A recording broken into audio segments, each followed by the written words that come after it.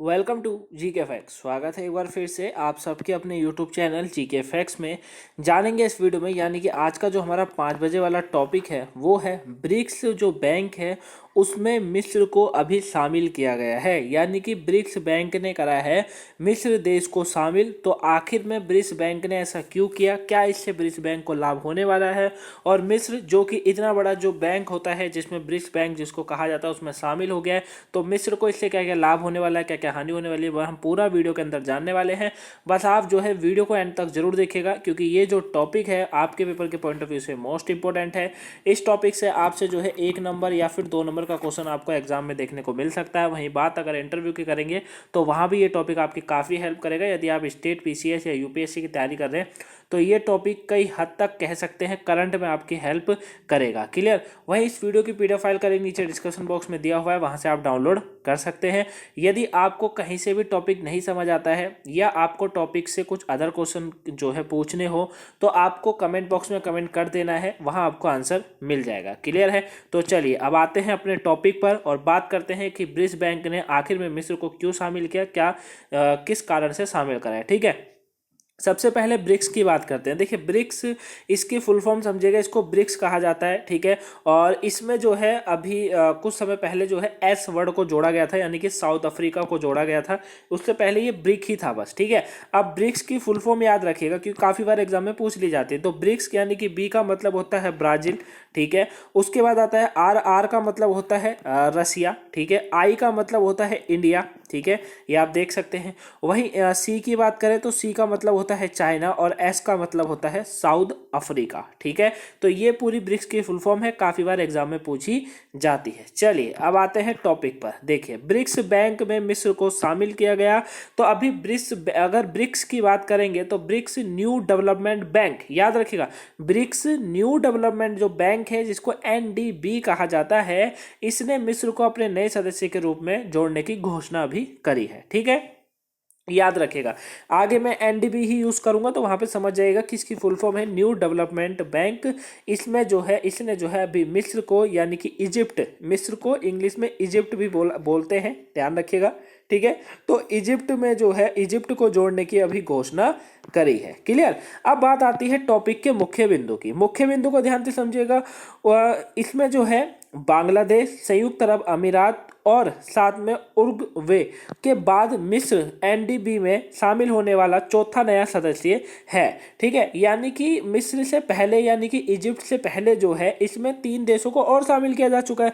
वही बांग्लादेश है, यूएई है और उरुग्वे है जो कि शामिल जिनको किया जा चुका है।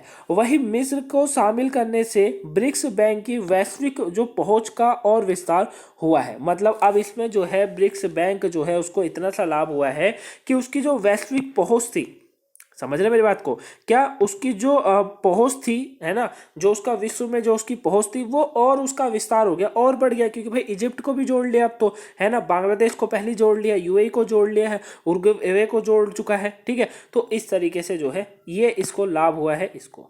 वही इस कदम से मिस्र को क्या फायदा हुआ, भाई ये पॉइंट बनता है कि इस कदम से मिस्र देश को क्या फायदा है। देखिए फायदा तो है, इतने बड़े बैंक में जुड़ने का फायदा तो है। देखिए एनडीबी यानी कि न्यू डेवलपमेंट बैंक बुनियादी ढांचे और सतत विकास पर ब्रिक्स देशों के साथ सहयोग को बढ़ावा देने के लिए मिस्र को एक नया मंच प्रदान करेगा। जाहिर सी बात है भाई, बुनियादी ढांचा हो गया, सतत विकास हो गया, साथ में ब्रिक्स देशों के साथ सहयोग बढ़ेगा। जितने भी ब्रिक्स के अंदर देश हैं, जैसे इंडिया है, रशिया है, चाइना है, साउथ अफ्रीका है, ब्राजील है ना, तो इन सब के साथ जो है इनका सहयोग बढ़ेगा। साथ में एक नया मंच इसको प्रदान हो गया इसके द्वारा।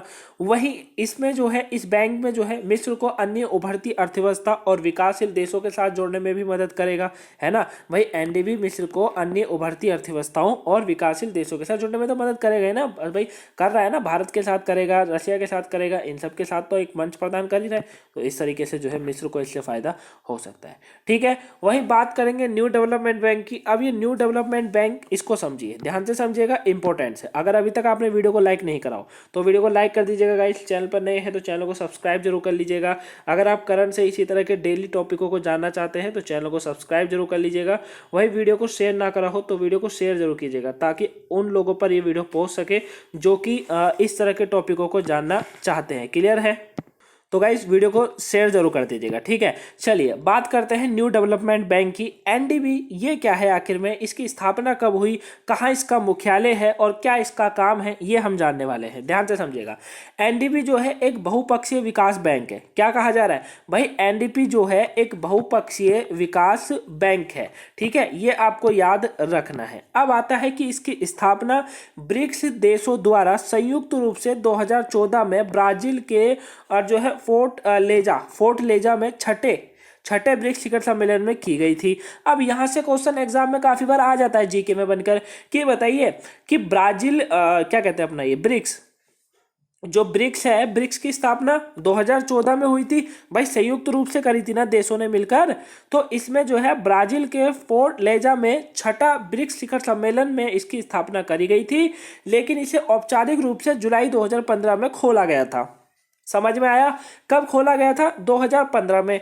स्थापना 2014 में हो गई थी। यह बैंक अत्याधुनिक प्रौद्योगिकी यानी कि टेक्नोलॉजी और नवाचार के माध्यम से तेजी से विकास के लिए ब्रिक्स समूह और उभरती अर्थव्यवस्थाओं में बुनियादी ढांचे और सतत विकास प्रयासों का समर्थन करने के लिए तैयार था। मतलब ये क्या करता है, ये उन देशों को और सहयोग देता है जो टेक्नोलॉजी में आगे जाते हैं, नवाचार में हो, है ना, उनको तेजी से विकास करने में, साथ में उभरती हुई अर्थव्यवस्थाओं में सहयोग देता है, अपना बुनियादी ढांचे को बेहतर करने में मदद करता है, सतत विकास प्रयासों में जो है अपना समर्थन करने के लिए तैयार था, ठीक है। और इसका मुख्यालय शंघाई चीन में इस समय है। याद रखिएगा, मुख्यालय पूछ लिया जाता है कि न्यू डेवलपमेंट बैंक का मुख्यालय शंघाई चीन में, प्रांत जो चीन का एक प्रांत शहर है शंघाई के अंदर इसका मुख्यालय है। क्लियर हो गया, यहां तक समझ आया, न्यू डेवलपमेंट के बारे में समझ आया नहीं आया।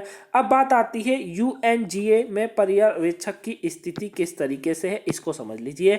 तो एनडीबी ने 2018 में संयुक्त राष्ट्र महासभा में पर्यवेक्षक का दर्जा प्राप्त करा था। पर्यवेक्षक का मतलब होता है सुपरवाइजर, समझ रहे हैं। सुपरवाइजर का मतलब जानते हैं ना आप, सुपरवाइजर कौन होता है कि मतलब सीधे मालिक के पास ना जाना, सुपरवाइजर से ही अपनी नौकरी फिक्स करवा लेना। अरे प्राइवेट जॉब में तो काफी बार सुना होगा, सब में होता है, जॉब में तो होता ही है ना सुपरवाइजर, तो उसको हिंदी में पर्यवेक्षक कहा जाता है। उसका दर्जा इन्होंने प्राप्त करा था 2018 में संयुक्त राष्ट्र महासभा का, ठीक है, यानी कि एक ये जो है उनके सदस्य है।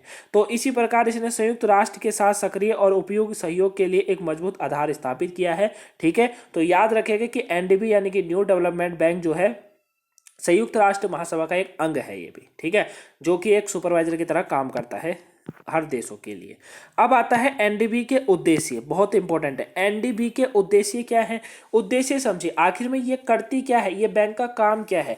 इसका निम्न प्रकार से उद्देश्य है, जैसे सदस्य देशों में विकास को बढ़ावा देना, अभी पीछे समझाया था नहीं समझाया था, अरे समझाया था नहीं समझाया था, वीडियो को लाइक कीजिएगा। आर्थिक विकास का समर्थन करना, प्रतिस्पर्धात्मकता को बढ़ावा देना और रोजगार सृजन की सुविधा प्रदान कराना, समझ रहे हैं। यानी कि सबसे पहला पॉइंट आता है कि भैया एनडीबी का उद्देश्य सबसे पहला आता है कि सदस्य देश, जितने भी इसके सदस्य देश हैं, उनमें विकास को बढ़ावा देना, उस देश को और विकास कराने के उद्देश्य देना, साथ में आर्थिक विकास का समर्थन करना, प्रतिस्पर्धात्मकता को बढ़ावा देना, रोजगार के सृजन की सुविधा प्रदान करना, समझ रहे हैं ना, है ना। वही विकासशील देशों में ज्ञान साझा करने वाले मंचों का निर्माण करना, भाई किस तरीके से देश को आगे बढ़ाना है, उस तरीके से मंच ये जो है प्रदान करते रहते हैं, ये इसका उद्देश्य। अब बैंक अपने उद्देश्यों को कैसे पूरा करता है, अब बात आती है कि भैया उद्देश्य भी समझ लिए, सब कुछ समझ लिए, अब बताइए बैंक अपने उद्देश्यों को कैसे पूरा कर लेता है। तो अपने उद्देश्यों को पूरा करने के लिए एनडीबी जो है ऋण, एनडीबी ऋण यानी कि न्यू डेवलपमेंट बैंक जो है क्या करता रहता है, अपना जो है सपोर्ट देने के लिए ऋण देता रहता है, ठीक है। और इक्विटी भागीदारी गारंटी, इक्विटी भागीदारी गारंटी, ऋण और वित्तीय संसाधनों के माध्यम से सार्वजनिक या निजी परियोजनाओं का समर्थन करता है। मतलब आपने सुना होगा ना कि एनडीबी ने ये ऋण दिया, न्यू डेवलपमेंट बैंक ने ये ऋण दिया है ना। जैसे मान लीजिए तो किसी राज्य में, महाराष्ट्र में सड़कें ठीक करवानी है ना, तो सड़कें ठीक कराने के लिए बोला जाता है ना कि भारत ने, बोला जाता है ना इंडिया ने क्या करा, एनडीबी के साथ जो है सहयोग से महाराष्ट्र के अंदर नई सड़कों के निर्माण के लिए 45,000 रुपये करोड़ का जो है वित्तीय जो ऋण का समझौता किया है, समझ रहे हैं। इस तरीके से काम होता है ये एनडीबी का। आई होप आप इसको अब अच्छे से समझ गए होंगे, है ना, करंट में आपको बताते रहते हैं ना हम लोग, वही तरीके से। क्लियर। तो एनडीबी द्वारा विकास विकासात्मक परियोजनाएं क्या है। विकासात्मक परियोजना की बात करेंगे तो अपनी स्थापना के बाद से ही एनडीबी ने अपने सदस्यों के लिए 30 बिलियन अमेरिकी डॉलर के जो है पोर्टफोलियो के साथ लगभग 80 परियोजनाओं को मंजूरी दी है। वही इन परियोजनाओं में स्वच्छ ऊर्जा, पानी और स्वच्छता, परिवहन, सामाजिक बुनियादी ढांचे, डिजिटल बुनियादी ढांचे और शहरी विकास जैसे क्षेत्र शामिल हैं। मतलब जब इनका विकास हुआ था, जब इनकी स्थापना हुई थी, कब हुई थी, 2014 में हुई थी, 15 में औपचारिक रूप से करी गई थी। उसी के बाद से इन्होंने 30 बिलियन अमेरिकी डॉलर का जो है पोर्टफोलियो के साथ लगभग 80 परियोजनाओं को मंजूरी दे दी थी। और इन परियोजनाओं में महत्वपूर्ण परियोजना जुड़ी हुई है। देखिए इन्हीं पर ये काम करता है। स्वच्छ ऊर्जा, पानी, समझ रहे हैं, स्वच्छ ऊर्जा, पानी, स्वच्छता, परिवहन, सामाजिक बुनियादी ढांचे, डिजिटल बुनियादी ढांचे, शहरी विकास जैसे क्षेत्रों पर काम करता रहता है। समझ गए। तो ये इन्होंने अपने विकासात्मकता परियोजना को मंजूरी दे रखी है। तो ये पूरा टॉपिक था गाइस। आई होप आप इस टॉपिक को अच्छे से समझ गए होंगे। आपको ये टॉपिक अच्छे से समझ आया होगा। समझ आया या नहीं आया वो आप कमेंट बॉक्स में बता दीजिएगा। अगर समझ आया हो तो वीडियो को लाइक कर दीजिएगा। चैनल पर नए हैं, चैनल को सब्सक्राइब कर लीजिएगा। वीडियो को शेयर जरूर कीजिएगा ताकि और भी लोगों पर ये वीडियो पहुंच सके। साथ में जो है आपको वीडियो कैसी लगी कमेंट में बताइएगा। पसंद आई हो तो वीडियो को लाइक, सब्सक्राइब, शेयर कीजिएगा। नहीं तो अगर नहीं समझ आया है टॉपिक तो कमेंट बॉक्स में कमेंट करके बता दीजिएगा कहाँ से समझ नहीं आया, या कोई आपका अदर क्वेश्चन होता है तो वो भी आप कमेंट बॉक्स में कमेंट करके बता सकते हैं, वहाँ आपको आंसर मिल जाएगा। क्लियर। तो चलिए अब आपसे मुलाकात होगी। मेरी जो मुलाकात होगी आपसे कल सुबह होगी 5 बजे वाली वीडियो में, लेकिन अभी रात के 8 बजे वाली वीडियो आपके लिए आने वाली है, तो उसके लिए भी तैयार रहिएगा, उसको भी देखने के लिए। ठीक है। बाकी अगर आज की कोई वीडियो छूटी हो, आज 1 तारीख था, हैप्पी न्यू ईयर था, तो आप सभी को एक बार फिर से मेरी तरफ से happy new year. GK fax की पूरी फैमिली की तरफ से आपको हैप्पी न्यू ईयर। ठीक है। अगर कोई सी भी क्लास आपकी छूट गई हो, छुट्टी नहीं थी आज और ना कल छुट्टी है कोई भी, तो अगर कोई सी भी छुट्टी हो जैसे 5 बजे वाली, 8 बजे वाली या 2 बजे वाली, तो देख लीजिएगा, पेपर के पॉइंट ऑफ व्यू से इंपॉर्टेंट है। ठीक है। पढ़ाई नहीं रुकनी चाहिए, पढ़ाई को कंटिन्यू रखिएगा। तो मिलेंगे अब नेक्स्ट वीडियो में, तब तक के लिए thanks for watching guys. Have a nice day. Thank you for watching. Video को लाइक, सब्सक्राइब, शेयर करना ना भूलिएगा। प्लीज शेयर जरूर कीजिएगा ताकि ये उन लोगों तक पहुंचनी चाहिए जिनको ऐसे टॉपिकों की जरूरत होती है, जो ऐसे टॉपिकों को खोजते रहते हैं यूट्यूब पर। ठीक है। चलिए मिलेंगे नेक्स्ट वीडियो में, तब तक के लिए थैंक यू फॉर वॉचिंग।